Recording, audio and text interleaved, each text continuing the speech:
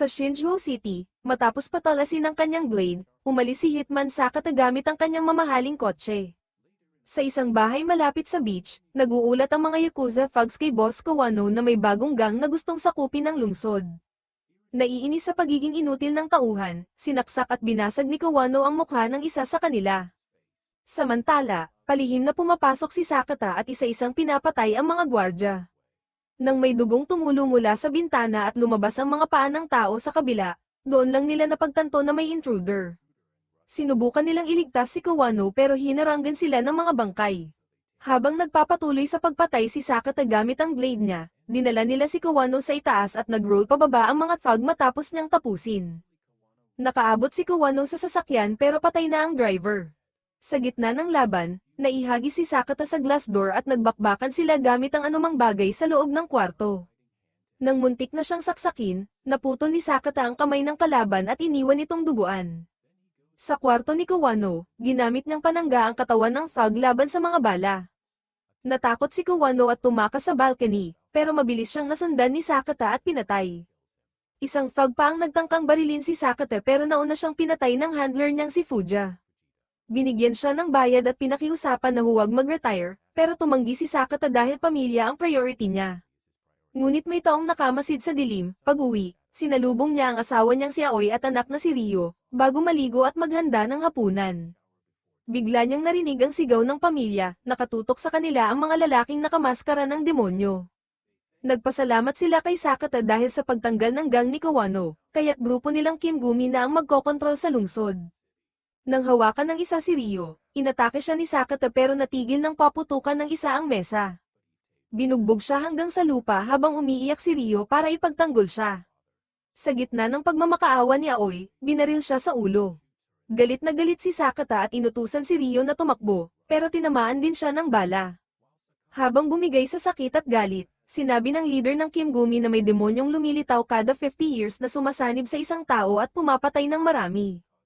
Trabaho raw nila na protektahan ang lungsod, pero nanumpa si Sakata na papatayin niya silang lahat balang araw.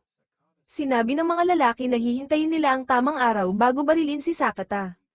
Kalaunan, natagpuan ng pulis ang kanyang pamilya at inisip nilang si Sakata mismo ang bumaril kay Ryo at Aoi bago mag-self-delete. Lumipas ang 12 taon, nagbigay ng pahayag si Mayor San Ohara sa press kung paano niya binago ang Shinjuo City mula sa delikado at puno ng krimen tungo sa isang modernong lugar ng progreso. Ipinahayag din niya ang pagbubukas ng integrated resort na may theater, shopping, at casino. Pero tinanong siya ng journalist na si Kama tungkol sa mga taong nawawala at napapatay sa nakaraang dekada, kabilang ang leader na tumututol sa resort, ngunit tinawag lang iyon ni San Ohara na walang base ang chismis. Samantala, si Sakata ay nasa medical prison sa loob ng mahabang panahon, naka-vegetative state. Nang matapos ang kanyang sentensya, sinundo siya ni Fuja at dinala sa isang apartment sa slums, patunay na hindi kasing ganda ang lungsod gaya ng ipinapakita ng propaganda. Araw-araw, inaalagaan siya ng kamag-anak ni Fuja na si Raj, na nagpapaligo, nagpapakain, at naglalakad sa kanya. Isang gabi, biglang umatake ang isang kriminal at sinaksak ang braso ni Sakata habang sumisigaw ng pangalan niya. Siya pala ang thug na naputulan ng kamay ni Sakata noon at ngayon naghihiganti, pero nanatiling walang reaksyon si Sakata. Sa kabilang banda, nakikipagkita si Kama sa lalaking may hiwang mukha para magtanong tungkol sa Kamangumi. Akala ng thug, inupahan si Sakata ng Kamangumi, at napansin ni Kama na ang araw ng pag-atake ay kapareho ng petsa ng pagbibigay ng business license para sa resort, panahong naging mayor si San Ohara. Ipinaliwanag pa ng thug na kumikita ang Kamangumi mula sa human trafficking at illegal substances. Ngunit biglang pumasok ang isang lalaking nakamaskara, binasag ang bintana ng van kaya napilitang tumakbo si Kama. Hinabol siya ng isang lalaking may dalang martilyo habang isa pang maskara ang kumuha sa thug palabas ng van. Pinilit nilang magpakamatay ang thug gamit ang baril matapos ipwesto ang martilyo sa kamay niya. Pinanood nila itong mamatay bago nakatanggap ng mahalagang tawag. Sa bahay, nagpipingpong si Fuja habang iniisip ang lahat tungkol kay Sakata at kung paano niya sinabi noon sa Kamangumi na huwag patayin ang pamilya, pero hindi siya pinakinggan. Doon din siya nakatanggap ng isang nakakagulat na tawag. Samantala sa ospital, dumating si Police Chief Kadoro para suriin ang biktima ng away ng mga palaboy. Binigyan niya ng pera ang mga gwardya para makaalis at pagpasok sa silid, ipinakita na ang biktima ay si Sakata. Isinuot ni Kadoro ang isang demon mask at tinanong si Sakata kung kilala pa siya, ibig sabihin, isa siya sa mga kamangumi na pumatay sa pamilya niya. Habang kumukuha ng injection mula sa coat, ipinaliwanag ni Kadoro na 12 taon na ang nakalipas nang malaman ng grupo na buhay pa si Sakata, pero inutusan silang huwag na ulit siyang barilin, bagay na hindi niya sinang-ayunan dahil gusto niya sanang tapusin ito noon pa. Tinurukan niya si Sakata sa leeg, hindi alam na unti-unti nang nagigising si Sakata mula sa kanyang vegetative state dahil sa boses niya.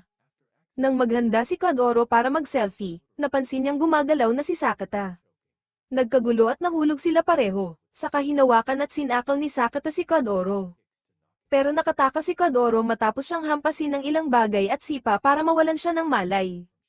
Pagbalik ng mga gwardya, tinanggal ni Kadoro ang maskara para hindi siya pagbabarilin, pero agad niya itong isinuot muli at binaril sa mukha ang isang opisyal gamit ang unan para walang ingay.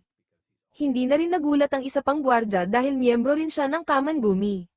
Nang may doktor na nakasaksi, binaril din nila ito. Biglang bumangon si Sakata at inatake si Kadoro, dahilan para makipaglaban din ang gwardya. Nahulog ito sa pagitan ng kama at pader, habang patuloy na sinisipa ni Kadoro si Sakata. Sa gitna ng laban, tinangka ni Sakata na sakalin si Kadoro gamit ang tube, pero nakalaban ito hanggang sa parehong naitulak ang gwardya palabas ng bintana.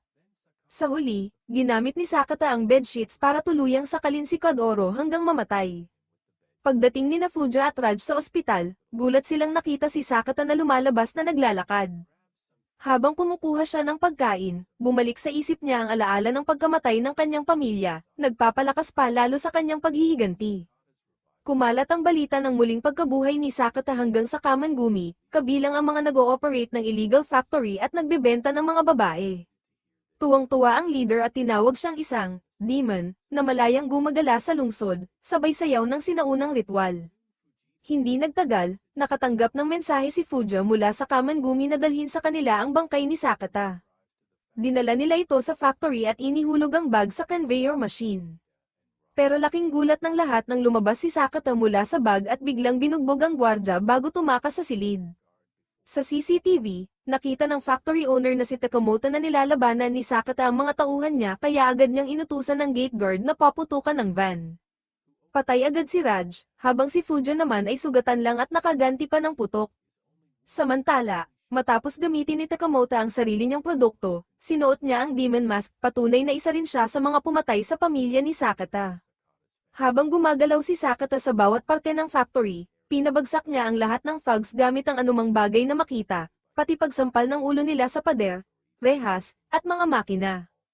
Isang worker ang kumuha kay Sakata gamit ang loader truck, tinabyunan siya ng basura at inihulog sa sahig, pero mabilis siyang bumawi at tumira ng kutsilyo para patayin ito.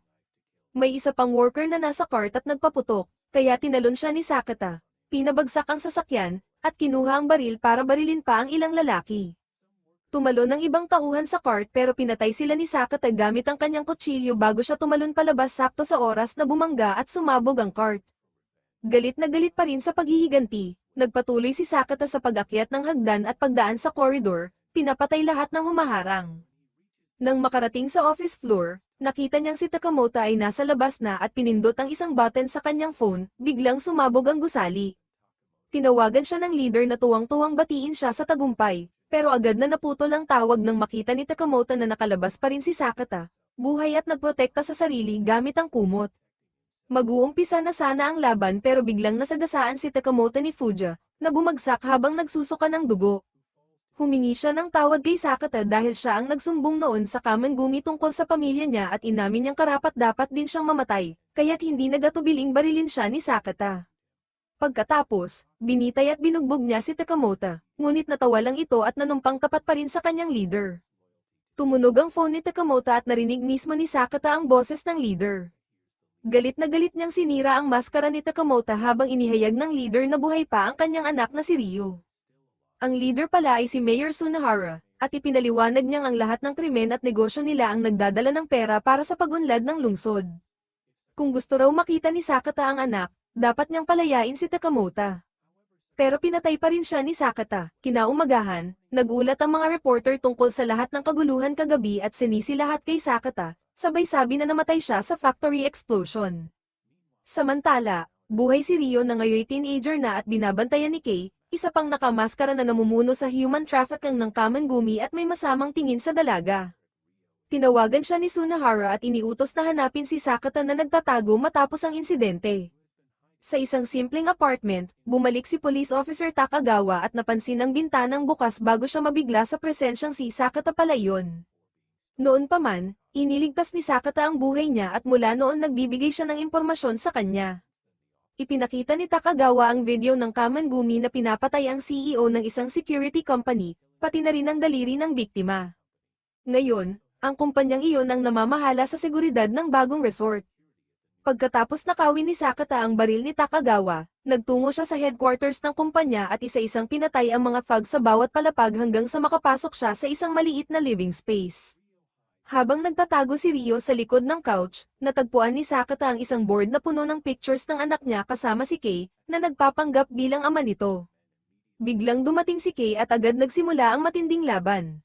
Samantala, ginamit ni Ryo ang pagkakataon para tumakas, habang si Sakata ay nakalalamang at ibinabato si Kei sa mga muweble sa buong silid. Gumanti si Kei gamit ang mesa at tinangkang barilin si Sakata, pero nakailag ito at nakipaglaban para makuha ang baril. Nang tamaan siya ng dekorasayon at ininsulto ni Kei, doon lang niya napagtanto na ito ang mismong pumatay sa kanyang asawa.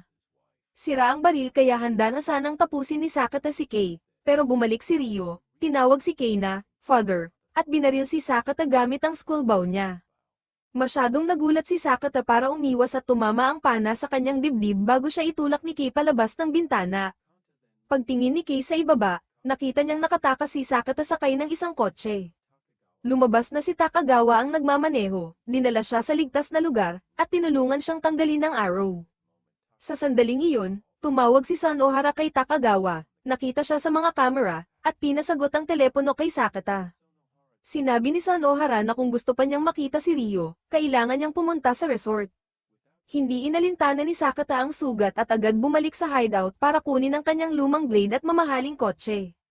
Samantala, nakakulong si Ryo sa isang silid ng resort, mahigpit ang seguridad, may bantay at armas sa bawat palapag. Biglang lumitaw ang kotse ni Sakata sa labas bilang distraction, habang siya mismo ay palihim na nakapasok at isa-isang pinapatay ang mga thugs gamit ang kanyang blade at mga baril na nakuha mula sa kanila. Ginamit pa niya ang mga bagay tulad ng cargo cart at fire extinguisher para makalaban. Habang paakyat sa hagdan, tuloy-tuloy ang laban at walang tigil ang pagpatay niya kahit sugatan. Karamihan sa mga thugs ay madaling talunin, pero nakalaban niya ang isang lalaking may espada na nakasakit pa sa kanya bago niya mapatay. Sa kabila ng sakit, nagpumilit si Sakata hanggang muling makaharap si Kei. Naglaban silang muli, halos pantay ang galing sa umpisa. Habang iniwasan niya ang mga atake, nagreklamo si Kei tungkol sa pagbabalik ni Sakata at nagsalita ng mga bastos tungkol kay Ryo. Muntik na siyang masaksak pero naharang niya ang blade at nagkaroon lamang ng sugat sa pisngi. Agad niyang inagaw ang espada at sinaksak si Kei bago hampasin sa ulo hanggang mawalan ito ng malay. Pagkatapos, sumugod ang mas maraming thugs kaya nang makarating si Sakata sa huling palapag, halos ubos na ang lakas niya. Pagpasok sa isang silid, nagulat siya nang makita si Ryo, pero hindi na siya nito nakilala. Dahil sa distraction na ito, nasamantala siya ng huling maskman na si Jin at nawalan siya ng malay. Ilang sandali lang, dinala si Sakata kay Sanohara, na ipinaliwanag kay Ryo ang alamat ng City Demon. Gusto ni Sanohara na maging si Sakata ang City Demon, at inihanda na niya ang espada para patayin si Ryo, pero biglang dumating si Takagawa at pinagbabaril ang mga bantay hanggang mamatay halos lahat. Gumamit si Sanohara ng isa sa tauhan bilang panangga bago tumakas palabas ng silid.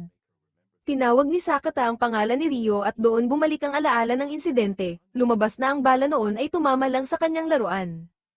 Tumakbo siya kay Takagawa para magtago, habang si Sakata ay nakipaglaban kay Jin na may hawak na metal staff. Bumalik si Sanohara para manood kung paanong madaling napapaluhod ni Jin si Sakata, na bihira lang makapagpatama. Ngunit matapos ang matinding pakikipaglaban, nakahanap ng pagkakataon si Sakata at nasaksak si Jin bago ito ibinato sa hagdanan. Pagkatapos, inalis ni Sanohara ang maskara ni Jin at ibinunyag na kambal pala niya ito, may peklat lang sa mukha. Sa flashback, ipinakita kung paano sila pinaghiwalay bilang bata pero handang pumatay si Jin para kay Sanohara. Samantala, sinubukang ilabas ni Takagawa si Ryo pero nagpas siyang bumalik ang dalaga para sa ama niya. Nang isuot ni Sanohara ang maskara, hinarap niya si Sakata gamit ang espada. Dahil sugatan na si Sakata, madali siyang tinaga ng paulit-ulit hanggang maputol pa ang isa niyang kamay. Pero kahit mahina at sugatan, patuloy pa rin siyang sumusugod. Natuwa si Sanohara dahil nakikita niyang tunay ng naging demon, si Sakata. Sa huli, sabay silang sumugod at parehong nasugatan, pero nagawa ni Sakata na alisin ang maskara ni Sanohara at tapusin siya gamit ang isang malakas na tama sa ulo. Gamulong pababa si Sakata sa hagdan at nakita siyang lahat ni Ryo. Niyakap siya ng anak pero biglang lumitaw si Kay at binaril siya. Sinubukan ni Kay na muling makuha ang tiwala ni Ryo, pero tumanggi siya dahil naalala niyang ito ang pumatay sa kanyang ina. Habang nagmamakaawa si Kay, lumitaw si Sakata mula sa likuran at tuluyang pinatay ito gamit ang kanyang blade.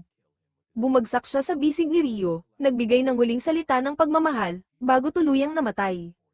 Makalipas ang ilang sandali, dumating ang mga pulis, bumbero, at doktor para kunin ang mga sugatan at bangkay.